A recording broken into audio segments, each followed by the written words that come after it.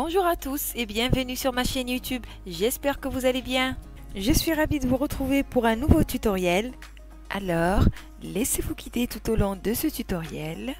Dans le descriptif de cette vidéo, vous trouverez le lien pour accéder gratuitement au gabarit sur Canva. Cliquez et démarrez directement votre design.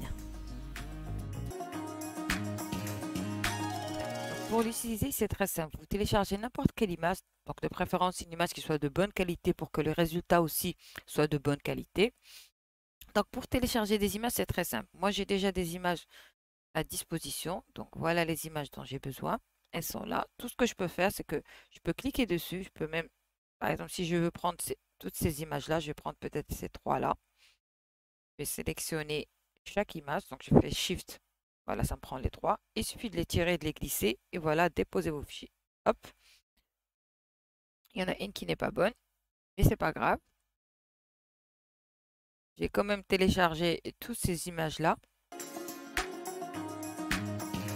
En attendant que ça télécharge, je vais venir faire une petite modification ici.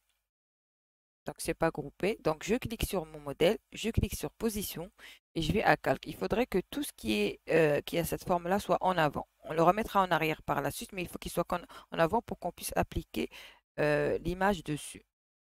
Donc, on clique, contrôle et on sélectionne les éléments qu'on veut mettre en avant. Ensuite, on va organiser avant-plan. Et là, vous voyez qu'ils sont bien en avant. Donc là, on voit un qui s'est déjà téléchargé. Là, il suffit de le tirer vers là où vous voulez le mettre. Voilà. Hop. Bon, avant de le faire, je vais faire dupliquer. Comme ça, je vais pouvoir l'appliquer sur deux éléments. Et le mettre là. Et là, je tire. Et voilà. Vous double-cliquez si vous voulez repositionner. Voilà. Là, je vais le placer sur l'autre X. Voilà. Je laisse comme ça différent. Ensuite, je peux utiliser celui-là, mais je pense que ça n'ira pas trop. Donc, je vais aller chercher peut-être sur les éléments qu'il y a sur Canva. Là, c'est plein d'éléments que j'avais, enfin, pas forcément utilisés. Bon, donc ça, c'est des éléments payants. J'ai essayé de trouver une image qui colle plus ou moins avec celle-là en termes de couleur, qui ne soit pas trop chargée. Donc, pour chercher des images gratuites, il suffit de cliquer, par exemple, on va mettre Love Pattern. Et donc, moi, comme j'ai Canva Pro, je pense que j'ai la possibilité de trier par payant ou pas payant. Donc, je vais le faire pour vous. Mais je pense, de votre côté, là où il n'y a pas, on va dire, la petite couronne, c'est un élément qui est gratuit. Donc, si vous n'arrivez pas à trouver quelque chose qui vous convient en termes de couleur, vous venez cliquer ici et là, vous sélectionnez une couleur. Je vais mettre par exemple, voilà, c'est plus ou moins proche de ce que j'ai et je vais cliquer. Et là, je vais voir s'il y a un modèle ou un motif qui pourrait correspondre plus ou moins, on va dire, être en harmonie avec ce motif-là que j'ai déjà utilisé. J'en trouve pas vraiment. Donc, c'est pas toujours évident de trouver des motifs gratuits. Par contre, si j'enlève l'élément gratuit, voilà, il m'a laissé des choses. Donc, je vais utiliser celui-là. Je vais le dupliquer. Et là, je vais venir le placer ici. Est-ce qu'il va vouloir se placer? Voilà, ça ne passe pas parce qu'en fait, c'est pas une image photo. Ça ne passe pas. Donc, ça, j'avais pas vu. Je vais enlever. Je vais essayer celui-là. C'est la même chose. Je vais essayer d'aller à peut-être photo. Et peut-être j'aurai plus de chance. Donc là, vous avez plein de photos que vous pouvez utiliser aussi. Peut-être quelque chose de pas trop chargé.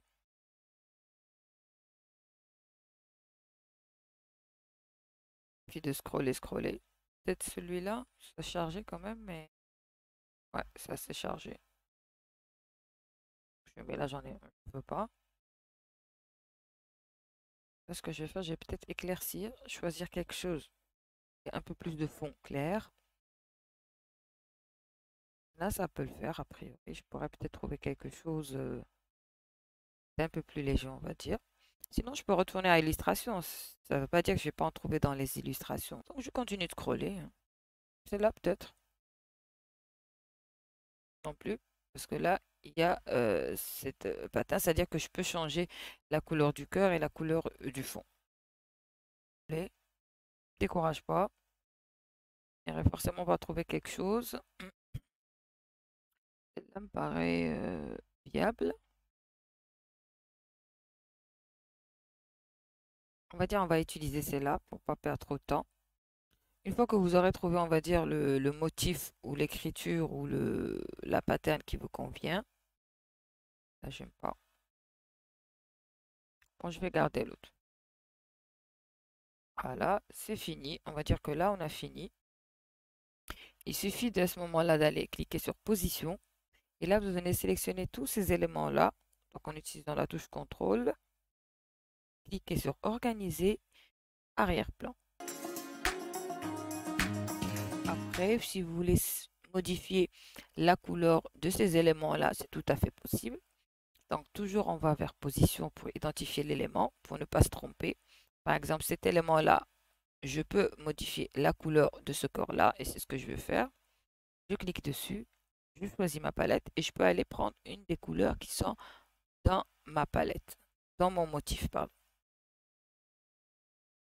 Celle-là pour voir. Peut-être pas, peut-être celle-là, pas vraiment.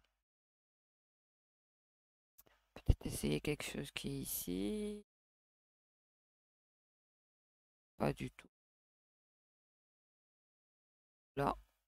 Sinon, si vous avez une autre couleur en tête, vous pouvez l'utiliser. Je vais garder celle-là. Et là, je peux faire ça et faire... Ça n'a pas marché puisqu'il n'est pas en avant en fait. Donc, ce que je peux faire pour la même chose pour l'autre haut, je vais venir le chercher. Où est-ce qu'il est? Et c'est celui-là que je n'avais pas encore modifié. Et là, je clique ici. Et là, je pourrais retrouver la dernière couleur que j'ai utilisée, à savoir celle-là. Voilà. Et là, j'ai changé la couleur. Je peux aussi changer les couleurs des autres petits éléments. Par exemple, ceux-là, je voudrais le mettre en harmonie en même temps avec ça. Donc, je choisis la même couleur. Et je peux cliquer sur tout modifier. Moi, je ne vais pas le faire parce que j'ai d'autres éléments dans cet exemple-là. Et ça risque de modifier tous les éléments de ce projet qui sont dans ce rouge-là vers ce rose-là. Et ça, je ne veux pas du tout. Donc, moi, ce que je fais, position, je clique ici. Sinon, je peux tout aussi venir cliquer sur celui-là, cliquer ici sur copier le style. Et il faudrait que je puisse, comme il est en arrière-plan, j'y ai pas accès. Ça va pas marcher comme ça. Donc, ou bien je dois le mettre en avant-plan. Parce que là, si je clique ici, regardez ce qui se passe. Ça n'a pas fonctionné puisque l'élément est en arrière-plan. Donc, je suis obligé de le faire manuellement. Là, je sélectionne et hop, je clique, j'ai changé. Donc là, j'ai agrandi un peu pour que vous voyez. Il me reste peut-être ces petits-là. Je peux les modifier, je peux peut-être les mettre en noir. Voilà, je préfère que ce soit en noir que ce soit trop en rose, ça va faire trop de rose partout. Et là, j'ai fini. Et ces éléments également sont modifiables. Quand vous cliquez dessus, vous cliquez sur modifier la photo. Et là, vous avez la possibilité de vous scroller vers le bas.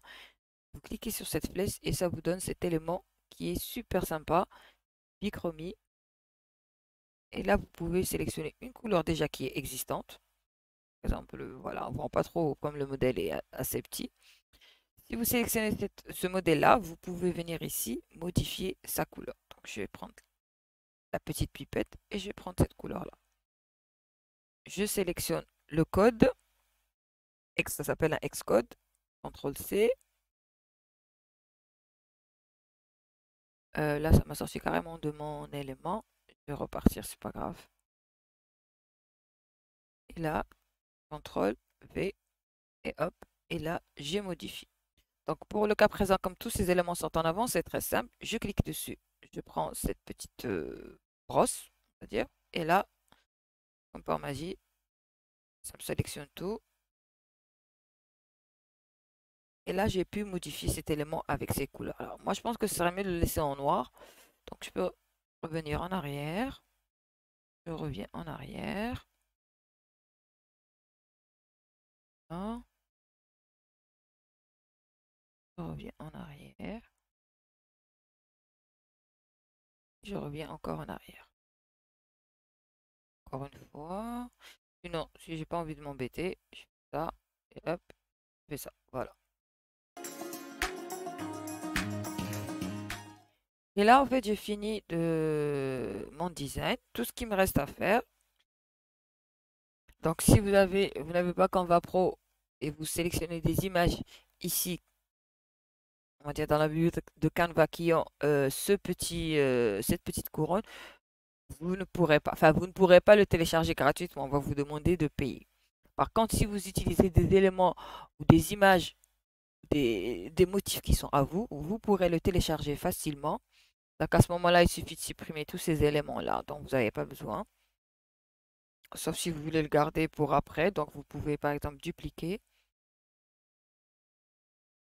Et là, vous avez une copie de votre modèle. Vous sélectionnez ça, vous supprimez. Et là, vous avez votre modèle qui est tout à fait prêt à être utilisé.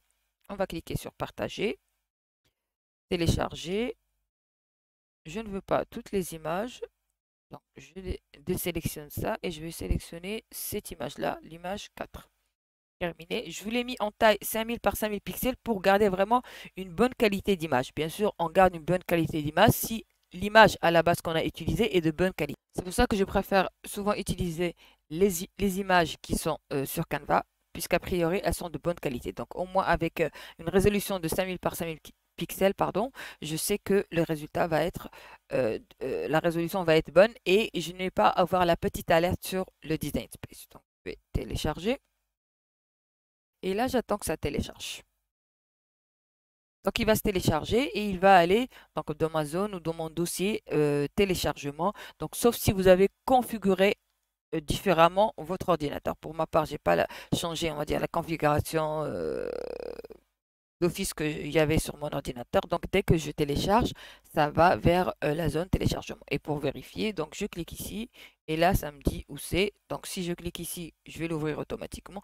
Et si je clique ici, ça va me renvoyer vers le dossier où se trouve mon gabarit. Merci d'avoir regardé cette vidéo. N'hésitez pas à me laisser un petit commentaire pour me dire ce que vous en avez pensé, à liker et à partager avec votre entourage. Plongez dans mon univers Facebook et rejoignez ma communauté pour accéder à des tutos exclusifs. Vous serez guidé par des conseils personnalisés, des fichiers gratuits et même un accompagnement pour la création de votre projet. À très bientôt pour un nouveau tutoriel.